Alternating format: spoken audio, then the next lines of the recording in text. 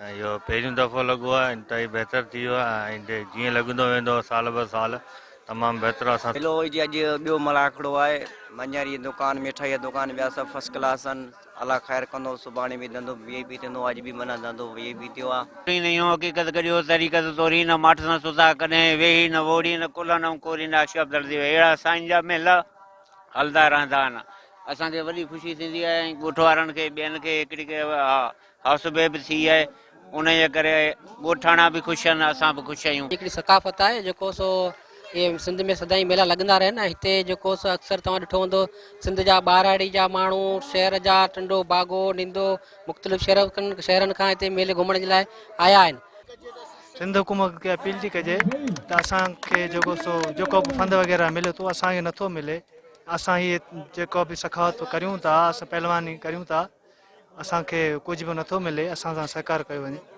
हाजी मोहम्मद हाले पोटो साईं बचल शाह दरगाह इन सिंधी सकाफ़त जे हिसाब सां ही मेलो मचायो आहे। सिंध हुकूमत खे अपील कजे थी त असांखे जेको को फंड वग़ैरह ॾिनो वञे ऐं हिते जेको हे मलाकड़े पहलवान हिते अचनि था कनि था, जेको गवर्नमेंट जे मथां को लाह को मिले थो उहो असांखे कोन पियो मिले। असांजी सिंध जी सकाफ़त आहे, काफ़ी टाइम खां वठी सिंधी सकाफ़त आहे, पर असांखे को बि हुकूमत जे तरफ़ां अहिड़ो को बि इदारो या असांखे अहिड़ो को माना हेल्प करण वारो न आहे। ॿिया लख हिसा न कारोबार सही पियो हले ऐं सम्झी वीआईपी जेको प्रोग्राम धणी जो आहे ऐं असांखे मोहबत मिली आहे। सही सलामत जेको ॿाहिरि वारा माण्हू आहिनि मोहबती आहिनि। असां सिंधी जा मेला रुलंदा आहियूं पर सही पियो थिए धंधो शुक्र आहे मालिक जो सही पियो हले जहिड़ो हिसाब किताब आहे जे आवाम जे हिसाब सां। ऐं कल्ह पहिरियों करायो अथनि अॼु ॿियो करायो अथनि हिन हिसाब सां जेको अलाह जी भलाई इंशाल्लाह रोज़ी भली थींदी ऐं मोहबत मिली आहे। ॿियो असांखे गंज मिलियो आहे पर रोज़ी नसीब जी आहे, पर इंसान जेको मोहबत ॾींदो सो वधीक आहे। फर्स्ट क्लास बिल्कुलु 3-4 महीना 5 महीना असीं ॻोठे वेठा हुआसीं, पर हाणे अलाह शुक्र गुज़ारो असांजो सही आहे।